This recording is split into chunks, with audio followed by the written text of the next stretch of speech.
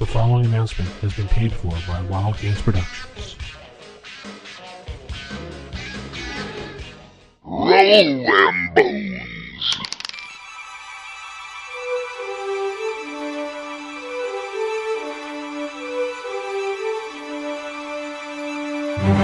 Welcome to the Save or Die podcast, a podcast about classic Dungeons and Dragons. If it's in a box, we'll talk about it. Welcome everybody, Save or Die Side Adventure 9. As ever, I am DM Mike, DM Liz, and DM Jim will not be joining us because Liz is buried under projects and Jim is hacking his way through the jungles of GaryCon. But with me is the pulse-pounding, two-fisted return of DM Vince. I'm not Liz. Hello! Hello! And joining us for a conversation is James Spahn of Barrel Rider Games. Hi, everybody. I did pronounce that last name right, Spahn? Yeah, it's just like Pete. Okay, yeah, because I don't want to do another Janelle Jakeways again. I heard that, yeah.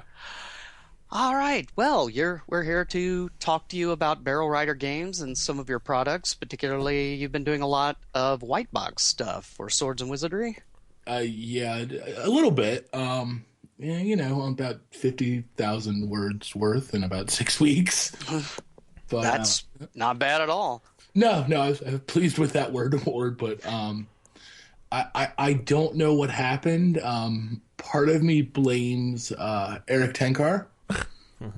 We all blame him. Well, yeah, it's default to blame Eric, but specifically, anybody who's ever seen the Barrel Rider Games storefront on one bookshelf knows it is, you know, about 70 Labyrinth Lord products, and all of a sudden this Swords and Wizardry stuff started showing up, and basically I was poking around Eric's blog and was like, Swords and Wizardry, I don't know, I'm pretty happy in Labyrinth Lord, and he was like, nah, dude, take a look.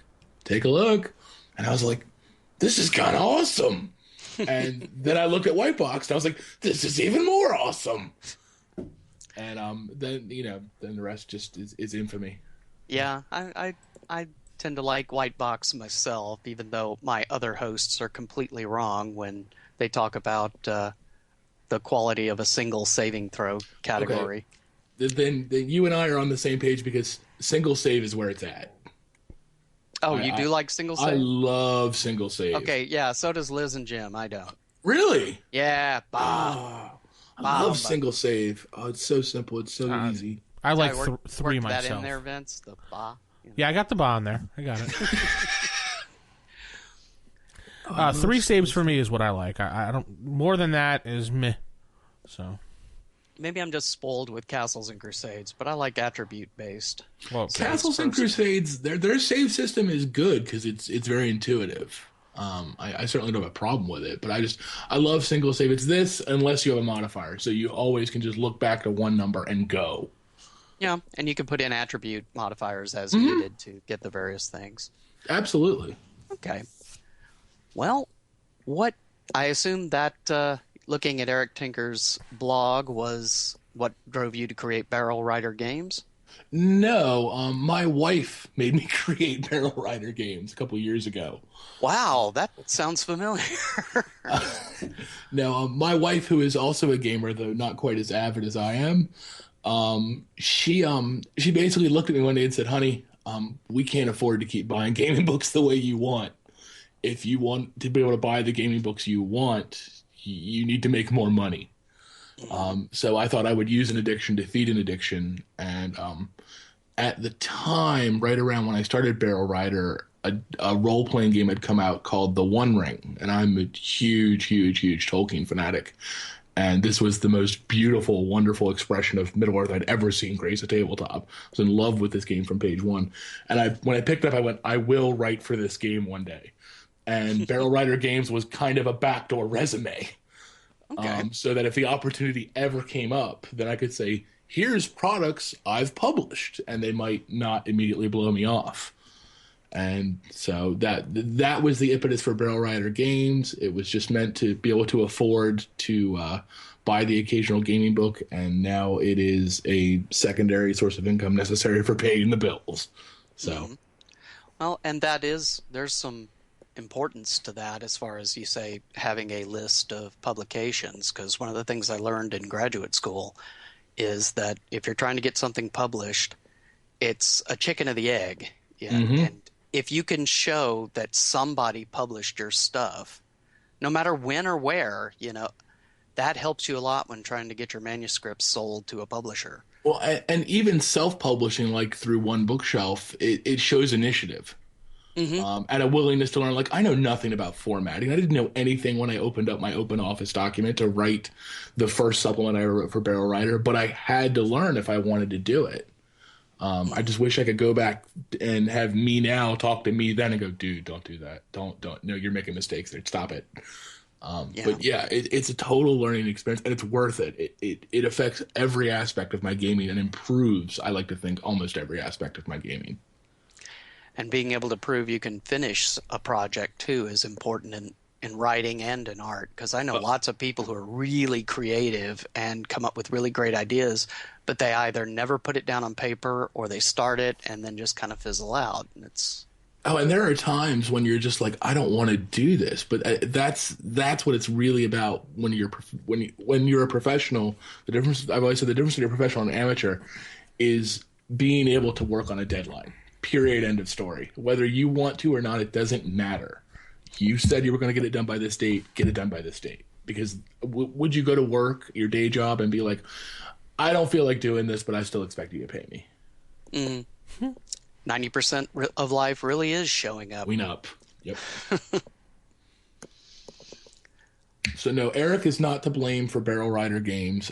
My dear and wonderful, amazing wife is. Okay. Well, congratulations to her. And yeah, Liz was the one that first pushed me into getting game stuff published as well. So it's great to be married to a gamer most of the time. Exactly, most of the time. I met my wife at a tabletop game. I can't say which one because I might get lynched. So. On the other hand, when it comes time to go to a convention and you can only afford one of the two of you to go, I mean, if she didn't game, it would be a no-brainer. You just go, but then it's like, okay, what are we going to do? I'm really lucky in that my wife recognizes that this has become like my business, and she would totally be like, "No, I want you to go." Okay. And I'm so like, my wife's just awesome. This is, cool. It's great. Anyway, Well, got any questions, Vince? I'm waiting till we get some more products because there's a couple things I want to go over with James that recently happened to him, a couple bad things, but we want to get to the good stuff first. Oh, the bad stuff? I don't know what you could be talking about. Oh, well, since James is talking about it, well, Mike, I don't know if you knew, but there was one person that actually was taking James' stuff and per the open gaming license, just pulling all his stuff together on another document and reprinting it and trying to sell it for more money than James was at one point. No. Hold on. To be fair, the guy was selling it at pay what you want. You have to be concrete about it. He was selling it at pay what you want, but he was literally going into products of mine that he had purchased, copy, pasting, PDF converting, putting up. The OGL would not protect that. That's still piracy. Well, if he retyped it and rephrased it, he'd be a lot safer. No, he didn't rephrase anything. No, that's legally actionable. And what happened was, and I took a much closer look at the OGL at this point, and I made it very publicly known in the OSR community, and I was really humbled by the response.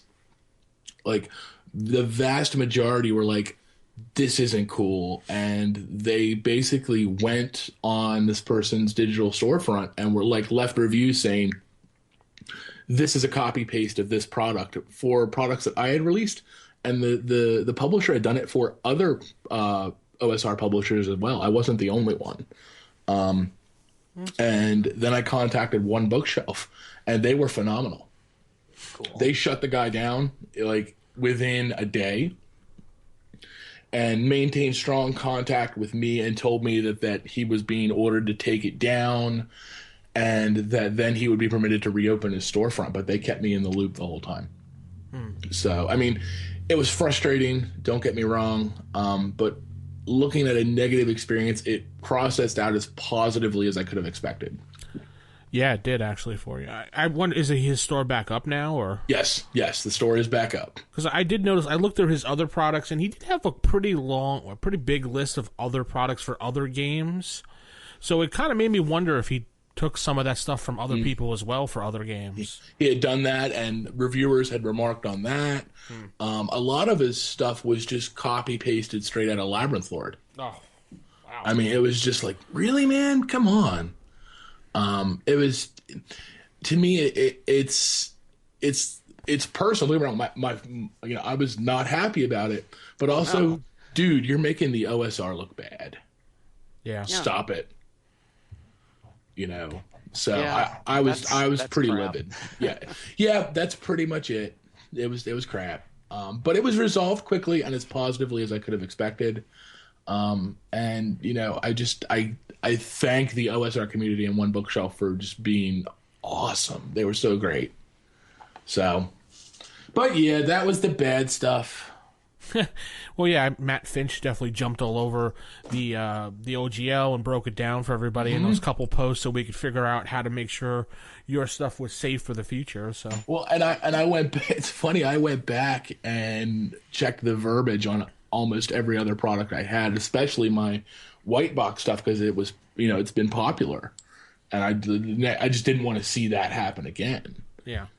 So, but yeah, and to me there's the legal aspect, but the power of the public. This guy still has 1-star reviews on all his products, some of his products out there saying, this is, a blatant copy paste of that or this. So, I mean, the court of, publicity has been more powerful than legal action, because I don't have the money for a lawyer, and I highly doubt whoever did it has the money, for compensation. So, Yeah.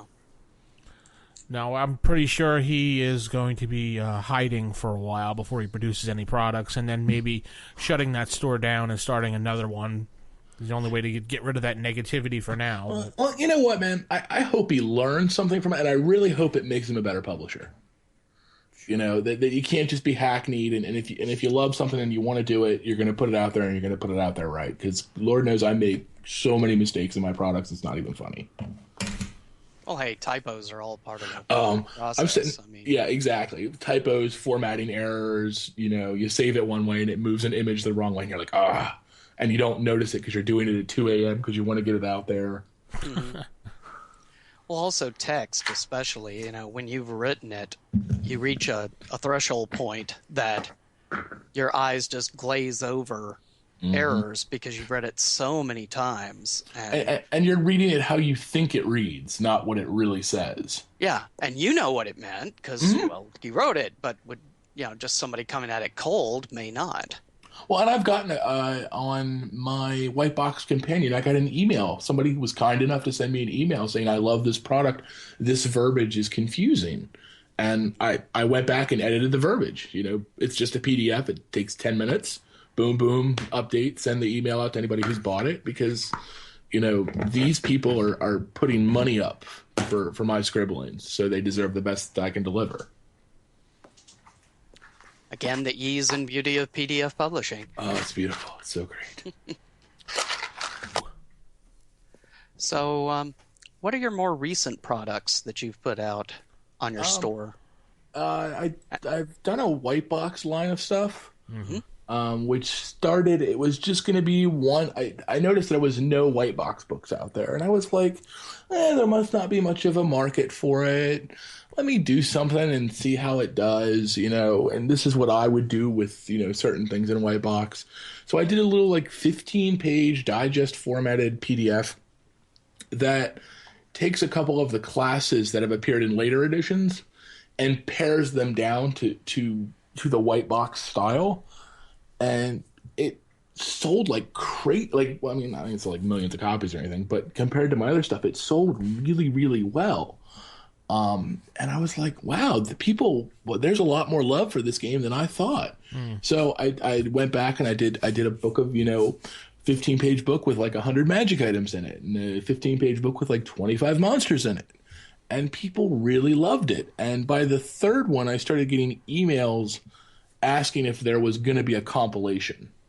and I hadn't really considered it because I'm really impatient and hate waiting for the print-on-demand service to process, going through the proofing and all that.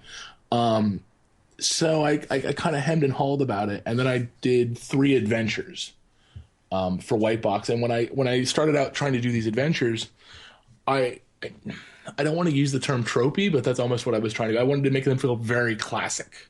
You know, this is, you know, straight up 1974, you know, just dungeon crawling. And so I said, well, what's one of my favorite early level monsters that's not an orc and not a kobold and not a goblin? I was like, I really like were-rats. So I did an adventure called The Were-Rats Well. And I was like, well, who's controlling the were-rats? And that led me to do a module called The Wizard's Tower. And I was like, well, who's behind the wizard? And that led me to do The Dragon's Horde. And I came up with all the titles before I ever wrote the modules. And then as I wrote them, I got more and more requests to do a compilation.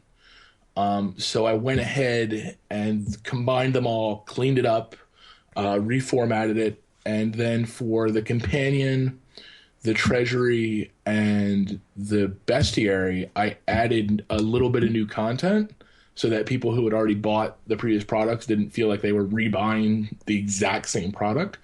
And I added a 30-page gazetteer to the back of it that was a setting for all 3 of these modules.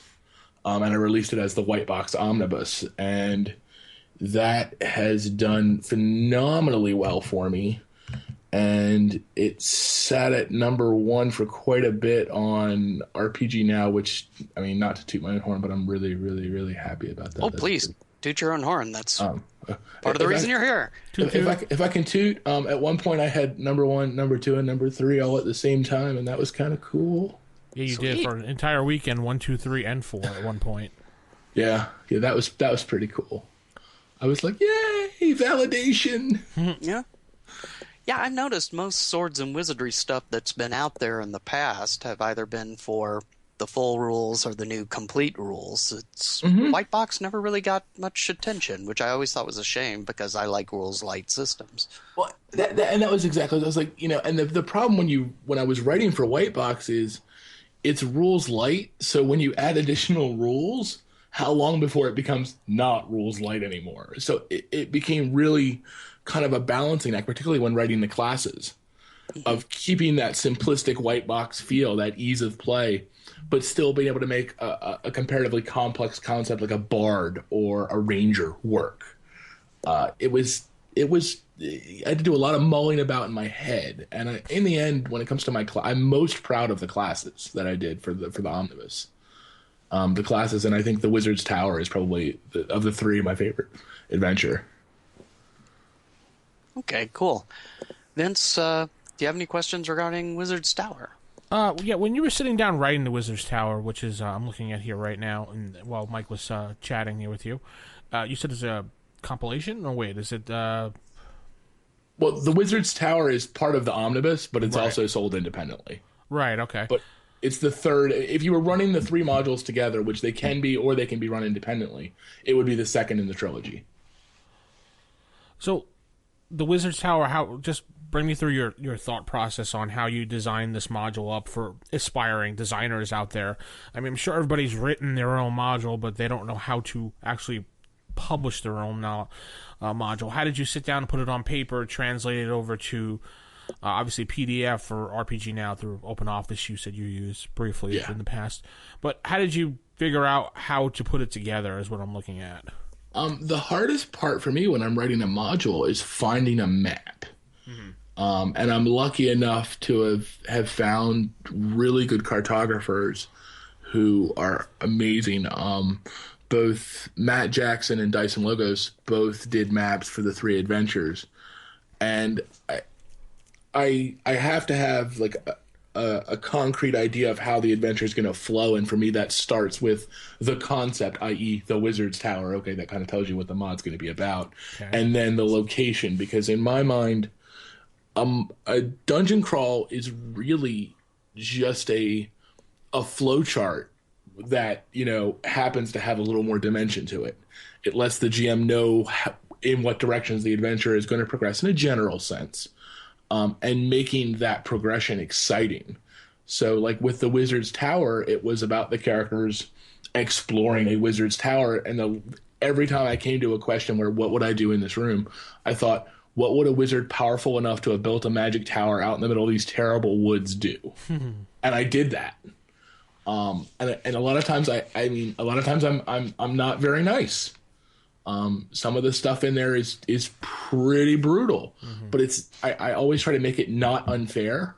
So like, if there's one room where there's all these horrible evil runes and a summoning circle on the floor and obviously bad, and if the players don't mess with it, nothing bad will happen.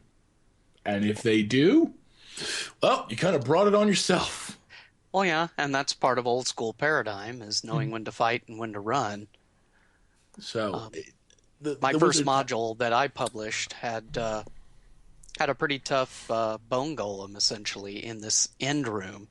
And for first level characters, this was kind of tough, but I was sure to point out, it will not leave the room, and this is a dead end. So it's like, there's no reason for you to have to fight that thing. You can just leave and go do something else.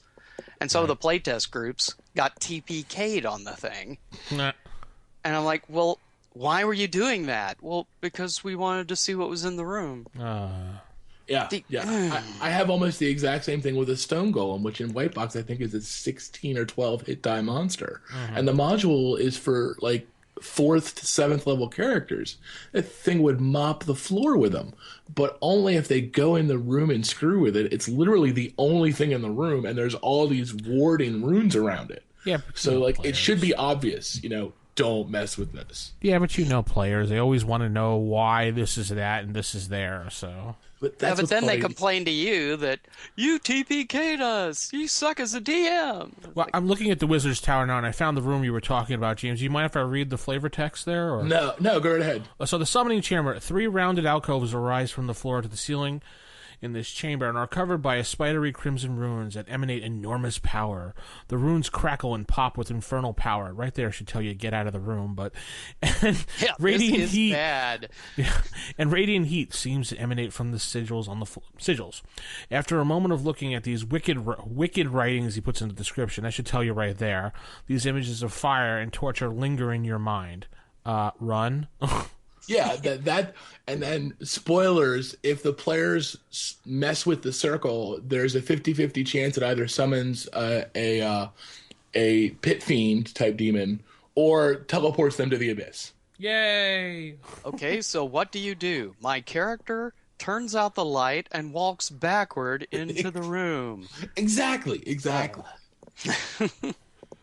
if they walk right past it, nothing happens. Great. And a clever character might try to shove an enemy through it if they can figure out what it does. Because then if that stone golem in the first floor is chasing you up the stairs, well, shove him in the runes and maybe he'll get teleported to the abyss. You don't know. Either way, worth a shot. Yeah, exactly. But yeah, something obviously is... What level range is Wizard's Tower for? 4th to 7th. And keep in mind, White Box only runs to 10th. Mm-hmm. Or, I'm sorry, Wizard's Tower is 4 to 6. But yeah, it's also built for 6 to 8 PCs. Yeah. Yeah, I've always found the 4th to 6th level kind of the sweet spot in D&D type RPGs.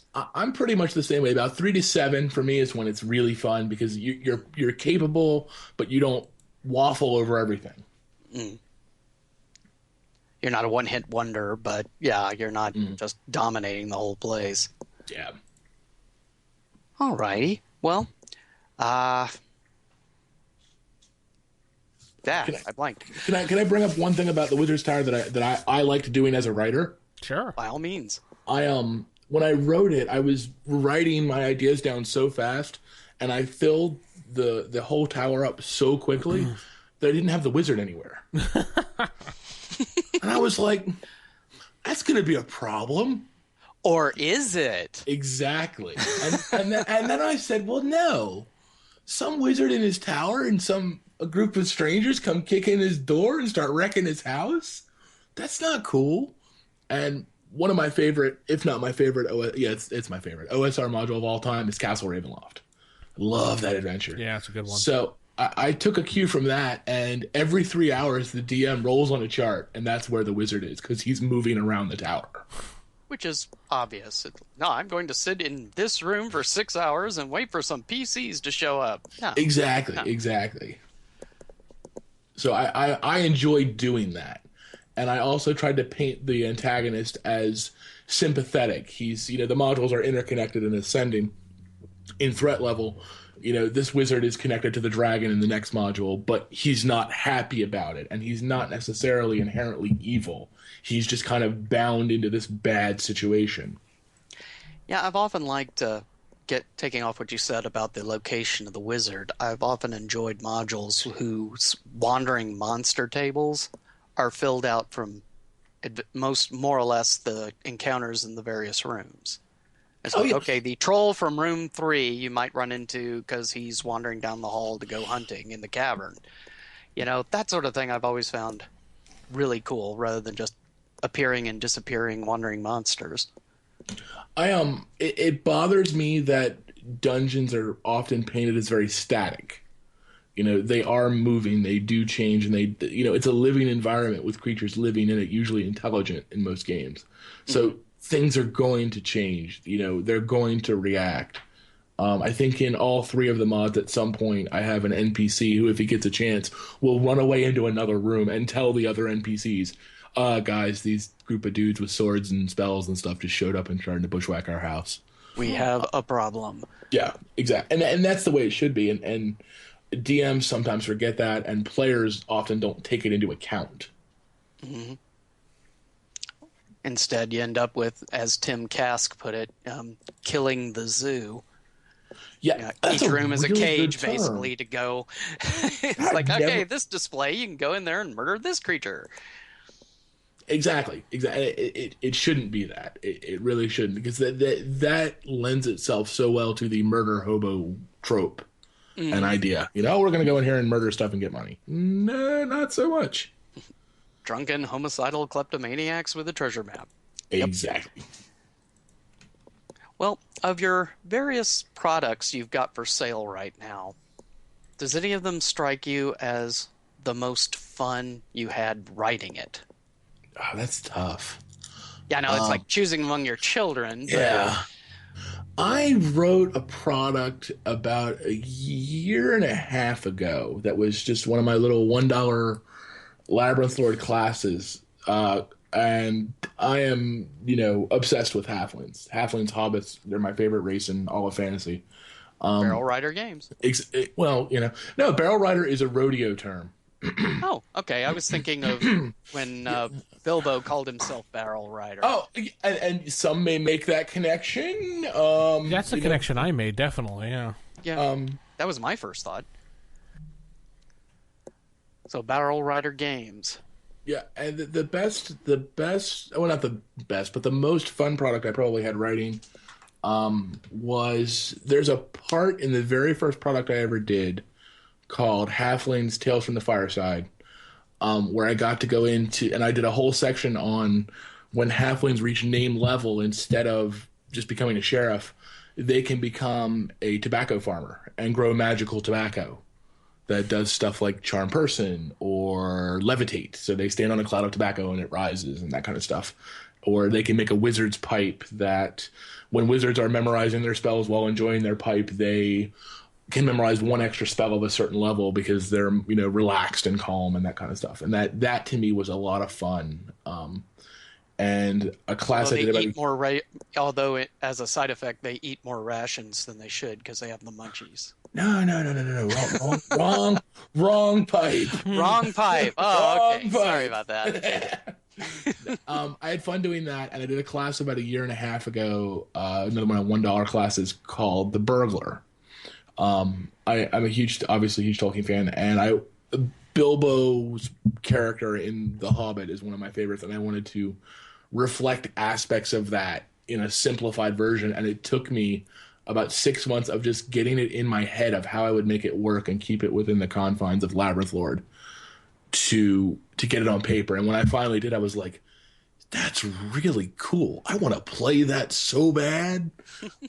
That was a lot of fun. And what we just mentioned, the Wizard's Tower was just so much fun to write because I have a ridiculously powerful wizard, and I'm getting to put his house together and his security system, and that's just you can go Gonzo with that. So, with the spate of Swords and Wizardry products, do you see yourself leaving Labyrinth Lord behind for a while? For a while, I had a successful Indiegogo campaign, which funded the class compendium. I'm taking over 50 of my Labyrinth Lord classes and several new ones and compiling them into a single PDF and hardcover print-on-demand product. Cool. At this point, the working draft stands at about 220 pages because I am an idiot. And I decided that for ease of reference, I would include a complete spell compendium in it, referenced to each class's spell list. And that has been 75 pages of manual editing. If not for that, the book would have been done 2 months ago. That explains your post the other day. Which one? What was that? Next time, something to do with spells, and if I ever promise to do this again, someone could beat me or something weird like that. Yeah, I'm just sitting here going, okay, what level? Okay, what page? Okay, this is the texture. Oh my god. Oh no. But that's gonna be probably my biggest Labyrinth Lord product. I wouldn't say I'm leaving Labyrinth Lord behind. Not at all. I love Labyrinth Lord, especially the core set. I'm an ADD kid. I get on a kick for something, and then I run after it for a while, and then I'm like, oh, what's that? Ooh, a butterfly. The Squirrel. Squirrel. I've been told by another OSR publisher that I'm like a hyperactive terrier. I grab something in my mouth and shake it until it falls apart. Eric, sorry. What was that? Nothing. Okay. And that's a pretty accurate assessment. Right now, I'm on a big white box kick, and I don't foresee that ending. As a matter of fact, I have something already prepared and in the can that'll be coming out in the next couple of weeks. And I'm working on the next thing after that as well. But for now, I'm not working on Labyrinth Lord. Is it left behind? Absolutely not. So more of a temporary hiatus then. Well, you gotta take a break. Everybody likes chocolate cake, but you don't want to eat it every day. Oh yeah. Well, why not? Oh, sorry. And I've been putting out Labyrinth Lord stuff pretty much straight up for almost 3 years, so I need a break. Yeah. Yeah, because the alternative is you eventually get burned out, and then it's like, I don't want to look at this thing for years, Well, exactly. Cool. All right, cool. Well, we will be putting your drive-through RPG address in the show notes, so where people can hop over there and see some of these cool products. Any other questions you've got, Vince? Not at the moment, no. Okay. Well, is there anything you would like our listeners to know about Barrel Rider Games that you haven't already covered, James?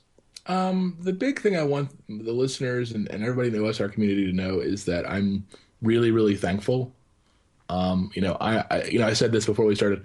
I'm just a fan, putting out my material just like anybody else, and anybody willing to lay down, $1 or $2 for my stuff. It really means a lot to me. Definitely. It's well worth it to pick up James's stuff on there. It's well written, and it's all fun, so. Yeah. And the prices literally can't be beat, so. That was one thing when I first started putting my stuff out. I was like, who's going to want to buy my Drek? Man, I better make this cheap. And it worked. So I just kind of kept it that way. And ironically, because I've known some people in the OSR community who, kind of gripe about how people are charging for their stuff now, when back in the day they made it for free and all that stuff. As somebody who's done both, I gotta say, I don't know if it's just psychology or what, but when you make something free, you almost never hear any feedback off it, good or bad. When you put something out and charge even just a modicum amount of money for it, you will get feedback. And as a writer, if you don't get feedback, how can you improve? That's exactly. I have products on BRG that range from 50 cents, and I think the omnibus is my most expensive at $10 for a 131 page PDF, Which is still dirt cheap, especially when you put it to some of the stuff on D&D classics and stuff, which isn't overpriced, but $10 for that is a darn good deal. When I put them out, I would just, people are giving me money for stuff that I'm writing because I love it. So if they're willing to pony up that, they deserve the best price I can possibly provide and the best quality I can possibly provide, because without people buying my product, I am no publisher. I am no writer. And I suppose as a roundup question, the very important question, has Barrel Rider Games' income done what your wife demanded and pay for your new gaming stuff?